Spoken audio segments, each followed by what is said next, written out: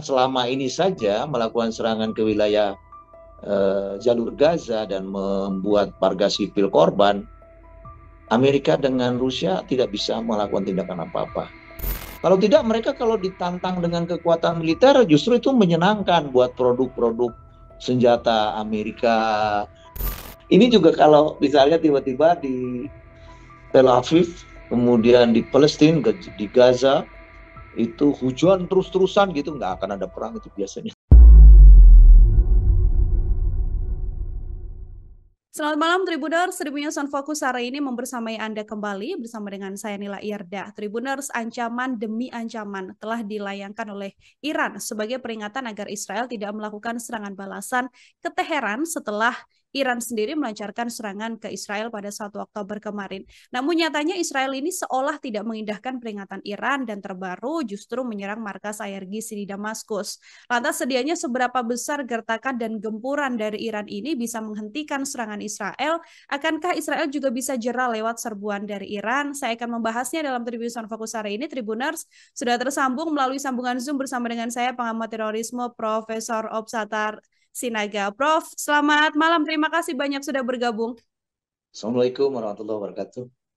Waalaikumsalam warahmatullahi wabarakatuh. Terima kasih banyak menyempatkan waktunya hari ini, Prof. Opsatar berbincang bersama dengan saya. Saya ingin memulai dengan pengantar dari Prof. terlebih dahulu, bagaimana melihat tensi konflik di Timur Tengah begitu ya. Karena 7 Oktober kemarin ini 1 tahun, dan cukup memanas juga, dan rasanya gempuran dari Israel ini ke milisi-milisi pembantu Hamas sendiri, termasuk di jalur Gaza ini juga tidak dikendurkan, Prof. Ya, sebenarnya kalau kita amati dari sejak awal eh, konflik yang terjadi, mulai dari konflik Gaza, konflik Palestina, lalu konflik-konflik lain yang berada di wilayah di wilayah Timur Tengah, atau kita menyebutnya itu Storm Belt area, karena memang daerah itu seperti wilayah badai pasir yang sebentar-sebentar ada, sebentar-sebentar kering gitu. Tapi orang sudah tahu bahwa itu akan sering terjadi karena setiap kali ada angin agak kencang sedikit, kemudian jadi storm belt muncul gitu ya, ada badai muncul. Nah, wilayah ini kita tahu dari sejarah juga tercatat bahwa ada tempat-tempat suci agama yang justru adanya di wilayah-wilayah yang menjadi sumber konflik ini. Mm. Misalnya Yerusalem. Yerusalem itu ada tempat suci bagi orang beragama non-Muslim, lalu ada juga tempat suci bagi orang Muslim. Nah, Ya. sehingga ini menjadi pemicu juga bagi pecahnya pertikaian antara Israel dengan kelompok-kelompok Muslim seperti Hamas. Hmm. Oke, ini karena kadang reda, kadang kemudian memanas seperti itu ya, Prof ya. Termasuk kan yang kita tahu 1 Oktober begitu, Prof. Iran juga menggempur Israel, menyasar Tel Aviv. Artinya ini kali kedua yang dilakukan oleh Iran begitu ya. Kalau dari Prof sendiri melihat serangan dari Iran kepada Israel sampai akhirnya ada peringatan agar tidak menyerang balik ini, analisanya seperti apa, Prof? Israel bukan karakter negara yang seperti yang disebutkan tadi tidak Hmm. menyerang balik gitu. Mhm. Israel itu pasti akan melakukan serangan balik. Meskipun dia saat ini sedang melakukan taki-taki ya, Mhm. rencana-rencana persiapan, tapi memang begitu. Kalau dia lakukan serangan sekarang, itu pertama tidak efektif, Ya. kedua mungkin dia akan mendapat reaksi negatif dari seluruh dunia gitu. Hmm. Dan kita tahu bahwa serangan Iran kemarin itu adalah sebuah serangan yang merupakan reaksi dari serangan-serangan tentara Tel Aviv terhadap Ya. kekuatan Hamas yang ada di beberapa negara termasuk Iran Hmm. gitu. Hmm. Berarti Prof meyakini bahwa nanti Israel atau saat ini justru sudah menyiapkan persiapan matang begitu ya untuk melakukan serangan balik kepada Iran. Ya, Israel saya yakin merupakan negara yang berkarakter selalu melakukan take revenge atau Hmm. pembalasan gitu ya. Ya. Ya, dia itu jadi sebuah negara Israel pun itu karena dia membalas atas terusirnya warga-warga Yahudi yang eksodus dari beberapa negara seperti Rusia, kemudian beberapa negara satelitnya Uni Soviet dulu, yang kemudian pindah dipanggil oleh mereka sendiri untuk kembali ke Israel untuk membentuk negara. Itu sebuah tindakan pembalasan ketika mereka dulu katakanlah dianiaya oleh negara-negara seperti Hitler di Jerman dan lain-lain itu. Kalau dengan ancaman yang disampaikan oleh Iran, begitu kan, Teheran mengatakan pasti akan melakukan serangan balasan ketika Israel membalas begitu ya serangan 1 Oktober ini. Dan yang disasar kalau menurut Teheran akan menyasar titik vital Israel, ladang gas, ladang minyak. Apakah ancaman dari Iran ini juga tidak membuat Israel gentar begitu untuk kemudian menunggu atau bahkan tidak melancarkan serangan sekalipun, Prof? No, Netanyahu mengatakan ketika serangan itu, dan itu dia terlihat lari-lari menuju ke bunker. Ya. Kemudian segera melakukan kompresi pers. Kompresi persnya mengatakan this is the world big mistake. Berarti Kesalahan sebuah besar ya, Prof, kesalahan ya. besar dunia. Ya. Nah, artinya kita harus jujur menghitung kekuatan Israel itu berada di negara-negara great power. Contoh Amerika.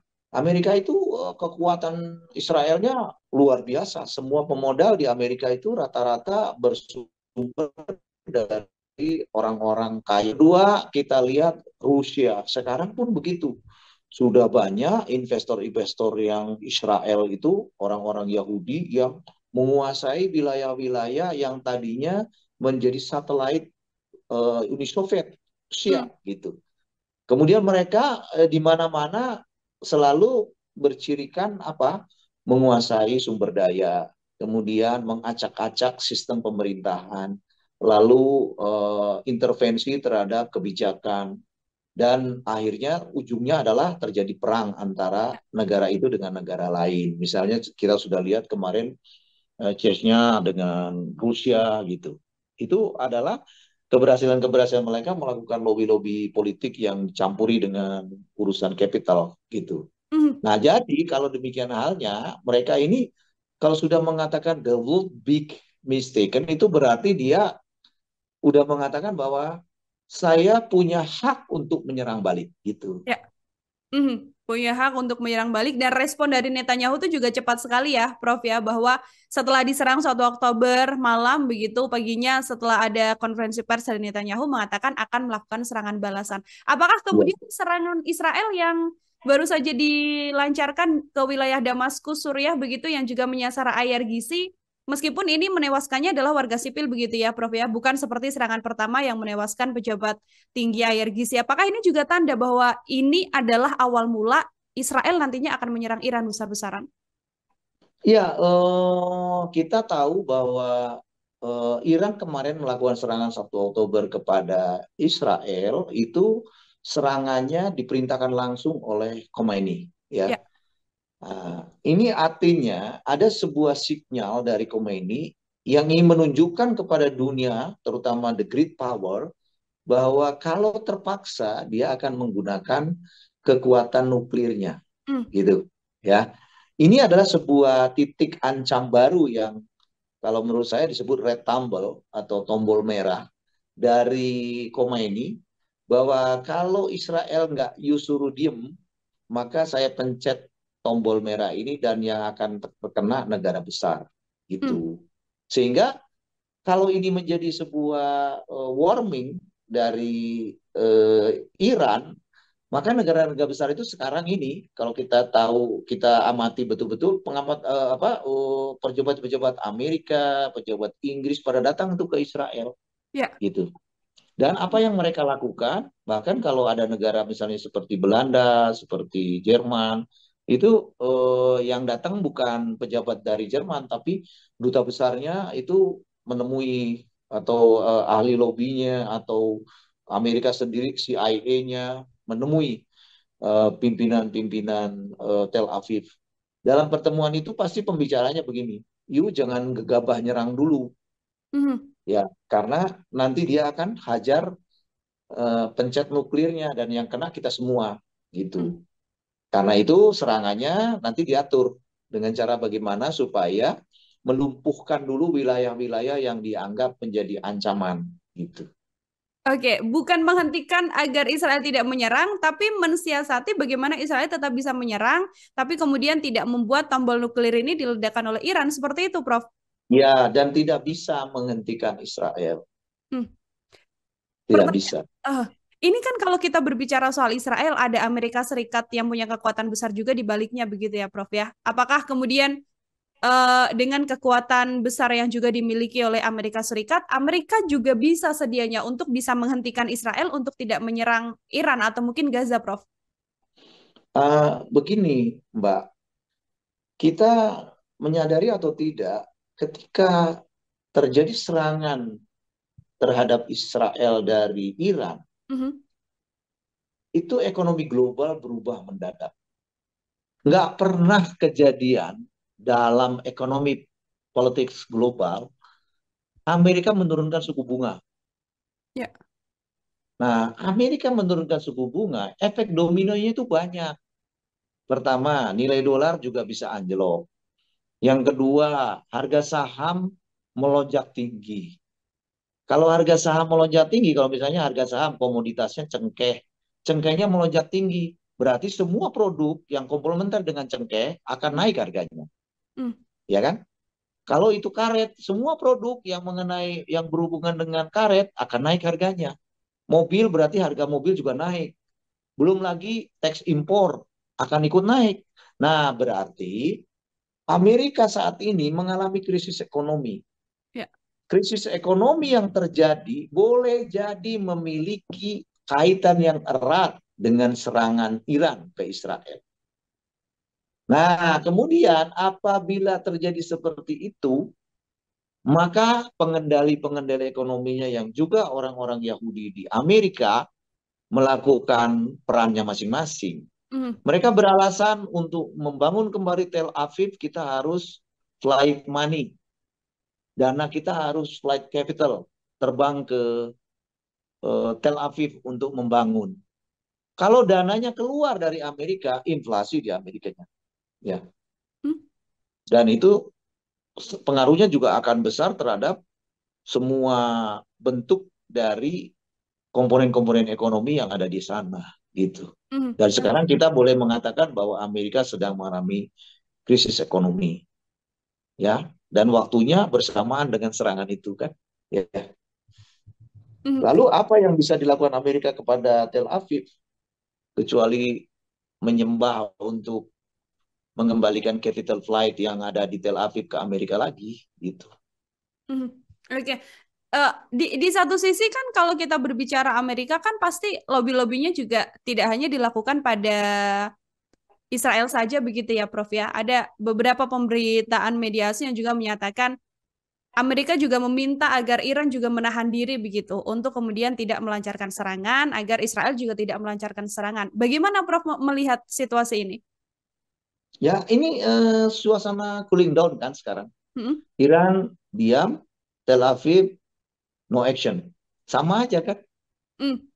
Sama aja. Jadi Iran diam karena Iran tidak dilakukan langsung tekanannya oleh Amerika. Pasti Amerika berbicara dengan negara-negara besar yang memiliki banyak investasi di Iran. Cina, India, kemudian juga Jepang, kemudian juga Rusia.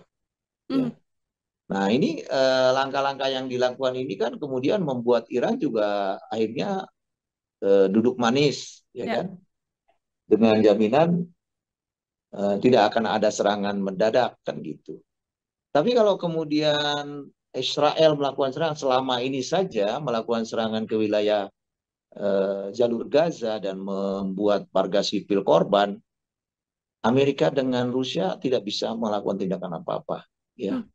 Hanya mengatakan kami prihatin, gitu aja. Ya. Ya. Campur tangan siapa lagi Prof yang berarti bisa meredam situasi di Timur Tengah begitu ya? Karena kan ini situasinya tadi Prof juga mengatakan urusannya tidak hanya soal konflik saja, tapi berbagai hal di bidang lain ini juga berpengaruh begitu. Adakah campur tangan pihak lain lagi selain Amerika begitu ya dalam hal ini yang membacking Israel untuk bisa meredam situasi yang ada? Kita harus menyadari kalau di awal saya menyebut bahwa Storm Belt itu bisa jadi gara-gara kasus agama Mhm. karena adanya tempat-tempat suci yang diperebutkan, ya kan? Kalau orang Katolik tempat sucinya ada di Roma, Mhm. tapi orang lain tempat sucinya bisa terjadi yang ada di Yerusalem, kan gitu ya. Nah, karena ini konfliknya membawa muatan, walaupun orang sudah mengatakan jangan bawa-bawa agama, nggak bisa, ini ada urusannya dengan agama. Nah, yang paling memungkinkan campur tangan siapa lagi kalau pertanyaan begitu? Campur tangan semua umat yang beragama, ya. Israel itu bukan musuh orang Islam, tapi Israel juga musuh orang agama lain, Kristen, ya. Karena mereka merasa bahwa mereka yang paling bagus, mereka yang paling hebat, mereka yang paling punya kekuatan. Mhm. Tetapi ketika kemarin-kemarin waktu awal-awal konflik Palestina, ketika rakyat kecil, anak-anak dan perempuan kena ledakan mortirnya Israel, kemudian semua umat Islam, hanya sebagian, semua umat Islam, ya sebagiannya itu tidak mau menggunakan paparan seluruh list produk-produk yang dibuat oleh modal Israel. Israel merasa keberatan luar biasa. Mhm. Dan itu menggoncang ekonomi mereka, termasuk menggoncang investor-investor Israel yang ada di negara lain. Mereka kan tidak punya komponen komplementer maupun komponen substitutif yang ada di Israel. Nggak ada. Mhm. Mereka itu semuanya menanam modal, misalnya di Southeast Asia, Filipina dia punya apa pabrik apa. Jangan yang gitu, pabrik sampo aja dia nggak mungkin produknya ada di sana. Nggak ada lidah buaya bisa ditanam di anu tuh di Tel Aviv gitu. Tapi Mhm. dia punya pabriknya ada di negara lain. Dan ketika kita kemudian membanding supaya jangan ada yang pakai produk Israel, aduh goncang ekonomi dia, gitu loh. Nah, Oke. yang demikian itu yang bisa membuat mereka kemudian berpikir ulang untuk melakukan penindasan. Mhm. Karena substansinya kalau dia masih menindas, produknya nggak kita pakai, gitu. Mhm. Loh, berapa banyak itu toko kopi yang kita tahu terkenal yang punya Israel itu tutup gara-gara kita semua pada keberatan minumnya, ya kan? Mhm. Oke, artinya boykot yang pada masa awal serangan Israel ke Gaza ini memang sudah digencarkan dan artinya peran serta untuk melakukan boykot produk-produk bersama yang berkaitan sama Israel ini besar juga pengaruhnya ya Prof ya untuk bisa meredam Besar, situasi di Timur besar. Tengah. Mhm. Dan saya yakin sekali bahwa advisor dari para penasehat di Amerika dan penasehat orang-orang Israelnya sendiri mengatakan, please do not do to attack a Muslim area. Pasti begitu. Mhm. Because they are the largest community in the world. Ya. Artinya pasar kita, kata mereka itu pasar kita itu mereka-mereka orang Muslim. Dan Mhm. kalau solidaritas itu muncul, produk kita nggak laku. Kita mau gimana nanti? Kita nggak bisa beli senjata, sama aja kan? Ya. Gitu. Mhm. Oke, ada satu kunci selain kemudian bisa mendesak Amerika begitu bisa melakukan aksi boykot yang dilakukan seluruh umat begitu ya Prof ya di seluruh Iya, dan bumi itu ini kan untuk bisa juga bukan meredam. hanya orang Muslim. Ya. Di Palestina itu 39% orang Kristen. Hmm. Dan Anda tahu kenapa kemudian tiba-tiba reaksi solidaritas di negara-negara Eropa muncul? Karena saudara mereka, orang-orang Kristiani juga kena di sana gitu. Hmm. Makanya langsung kemudian mereka ikut demo gitu. Hmm. Ya, Hmm. gitu loh. Jadi ada sebuah langkah yang kalau solidaritas itu sebuah langkah yang kemudian masif akan mempengaruhi kekuatan ekonomi. Kalau tidak mereka kalau ditantang dengan kekuatan militer justru itu menyenangkan buat produk-produk senjata Amerika, Rusia dan negara-negara besar lain yang membuat produknya gitu. Hmm. Perang itu adalah pembukaan pasar baru buat mereka gitu. Oke, artinya apabila kemudian sekutu-sekutu bisa membantu Iran untuk melancarkan serangan, ini bukannya bisa meredam konflik yang ada di Timur Tengah, tapi justru memperkeruh konflik dan memperpanjang konflik yang ada, Prof. Ya, di Timur Tengah itu apabila terjadi kayak yang saya katakan tadi storm belt itu Ya. mecah menjadi bencana, misalnya gempa bumi atau perang gitu, maka itu udah pasti harga minyak naik. Ya, Hmm. nah kalau harga minyak naik, efeknya kemana-mana itu.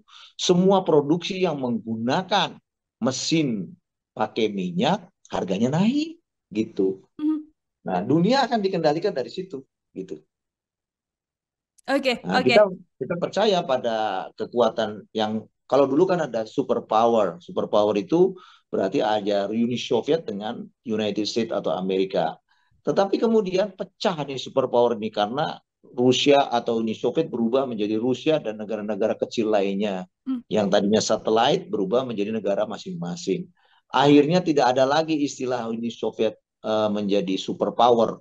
Sehingga Amerika masa super power sendirian bubarkan diri juga yang disebut NATO. No, NATO itu North Atlantic Treaty Area itu bubar juga. Akhirnya Amerika sendiri lagi dan negara-negara lain Jerman, Prancis, Inggris sendiri-sendiri. Nah, mereka menamakan diri Great Power. Great Power ini sebenarnya adalah kekuatan negara besar yang memiliki hegemoni terhadap negara-negara lain yang tadinya dia kuasai sumber dayanya Mhm. dan dia kuasai pemerintahannya.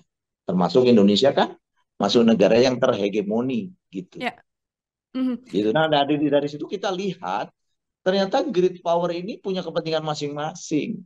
Pada saat mana Inggris bela Israel, pada saat mana Inggris nanti melawan Israel gitu. Ya. Diatur-atur namanya international order.